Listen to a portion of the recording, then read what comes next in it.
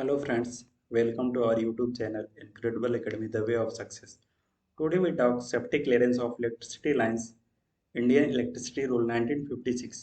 आज हम safety clearance के बारे में बात करेंगे जो इंडियन इलेक्ट्रिसिटी रूल्स 1956 में बताया गया है। आइए स्टार्ट करते हैं।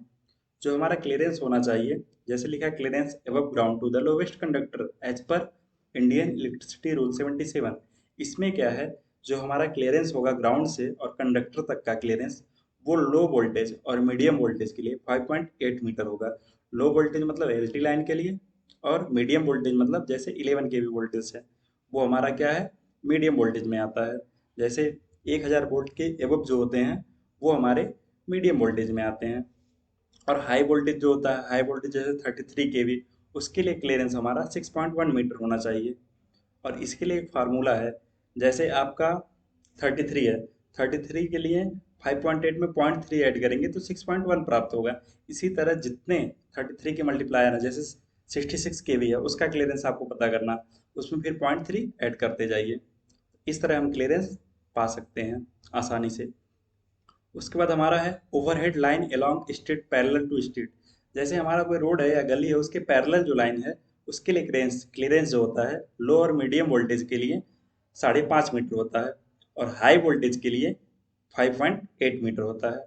अब इसमें हमारा एक और होता है, जैसे ओवरहेड लाइन विदाउट क्रॉस और अलोंग स्ट्रीट। इसमें क्या होता है, जैसे हमारा बेयर कंडक्टर है, उसमें लो मीडियम एस टी लाइन मतलब 11 केवी, यदि बेयर कंडक्टर है तो उसके लिए 4.6 मीटर चाहिए क्लियरेंस।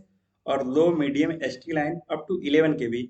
इफ इंसुलेटेड है, इंसुलेटेड मतलब केबल है, उस पर कोई इंसुलेटर लगा है, उसके लिए क्लियरेंस जो हमारा है वो 4 मीटर होना चाहिए। और जो एबव होता है 11 केवी से, उसके लिए 5.2 मीटर क्लियरेंस होना चाहिए। ये किसके लिए, जो इंसुलेटेड वायर है उसके लिए है। और जो 33 केवी से एबव होता है, उसमें 0.3 फिर ऐड करेंगे। वो पता है 5.8 मीटर आपको 33 केवी के लिए क्लियरेंस हो गया, और उससे एबव जाएंगे उसके लिए 0.3 मीटर ऐड करते जाएंगे। जैसे आपको इसमें हमने दिखाया है, एक पिक्चर लिया है, उसमें देखिए ओवरहेड लाइन क्रॉस जो है स्ट्रीट के, वो लो और मीडियम वोल्टेज के लिए जो है वो 5.8 मीटर है, और जो हाई वोल्टेज के लिए है वो 6.1 मीटर है। तो आपका यहाँ लो और मीडियम वोल्टेज, लो वोल्टेज ये एलटी लाइन है, और मीडियम वोल्टेज जो है वो आपका ये 11 केवी है, और जो 33 केवी के लिए है ये आपका हाई वोल्टेज है। इसका क्लियरेंस 6.1 मीटर है, और लो और मीडियम वोल्टेज के लिए क्लियरेंस 5.8 मीटर है। इसी तरह हमने यहाँ इंसुलेटर को भी दिखा, बेयर कंडक्टर को दिखाया है, फिर इंसुलेटर को भी दिखाया है। बेयर कंडक्टर जो होता है, ये देखिए जो खुला तार है बेयर कंडक्टर है, इसके लिए क्लियरेंस हमारा है लो वोल्टेज, मीडियम और 11 केवी बेयर कंडक्टर है, तो उसके लिए क्लियरेंस जो होता है वो हमारा 4.6 मीटर होगा। और जो low medium S T line up to 11 KV है, और वो अगर इंसुलेटेड कंडक्टर है, तो उसके लिए हमारा जो क्लियरेंस होगा वो 4 मीटर होगा। अब हम देखते हैं 33 केवी लाइन से एबव जो है, उसके लिए हमें क्लियरेंस कितना चाहिए, 33 केवी। तो उसमें हमारा 0.3 मीटर हम आपको बोले थे ऐड कर लीजिए, तो 0.3 मीटर ऐड कर लेंगे, तो उसमें हमको 6.1 मीटर क्लियरेंस चाहिए। किसके लिए, 33 केवी के लिए हमारा जो क्लियरेंस चाहिए वो 6.1 मीटर होना चाहिए। ग्राउंड से क्लियरेंस हमारा ग्राउंड से देखा जाता है, ग्राउंड से कंडक्टर तक के बीच का जो होता है डिस्टेंस, उसको हम क्लियरेंस बोलते हैं। वही बीच की डिस्टेंस होती है, वही आपका 6.1 मीटर होती है। आगे हमारा है ग्राउंड क्लियरेंस जो होता है, जैसे अभी तक तो हमने 33 केवी तक देखा।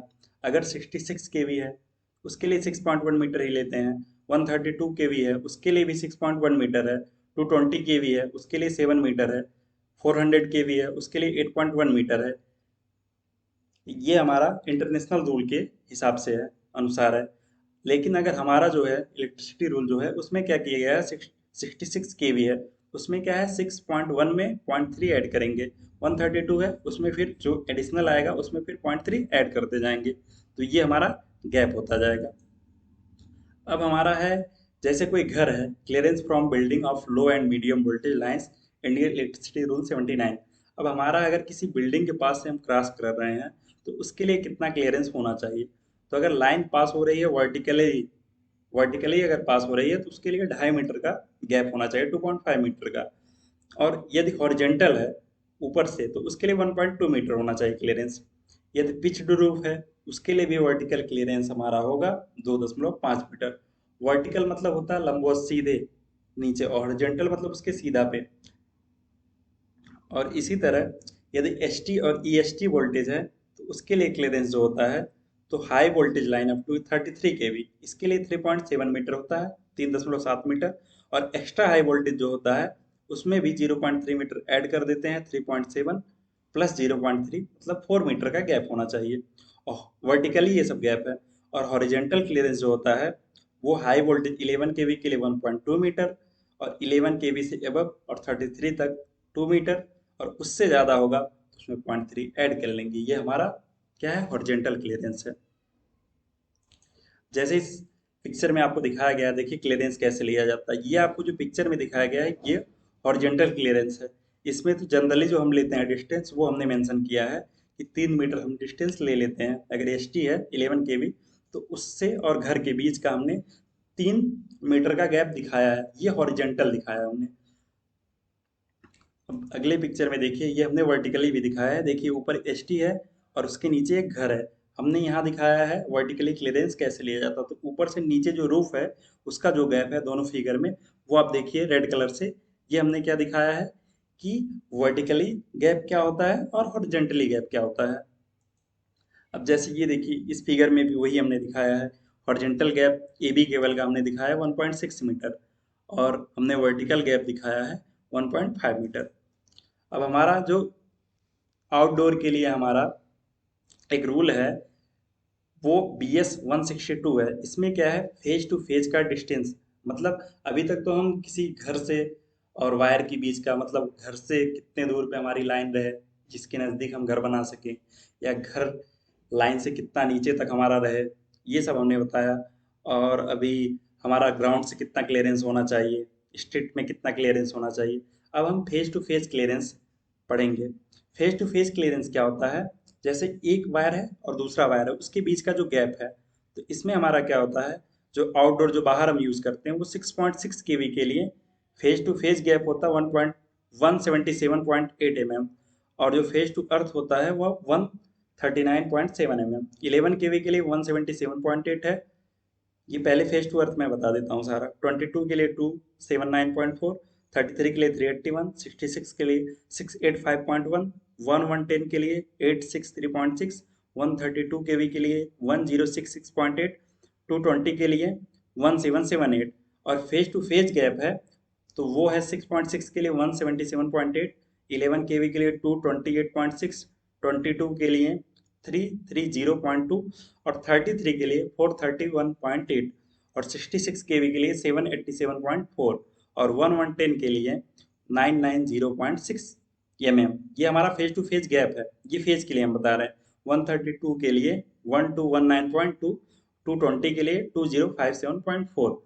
बट एक्चुअल में जो हम साइट पे यूज करते हैं जैसे कंस्ट्रक्शन वर्क में, वो हमारा जो होता है एल टी लाइन, मतलब 440 कुछ लोग बोलते हैं, 220 बोलते हैं, दो तार के बीच का गैप एक्चुअल में वन वन में 220 ऐसे होता है। तो उसके बीच का गैप 300 mm लेते हैं।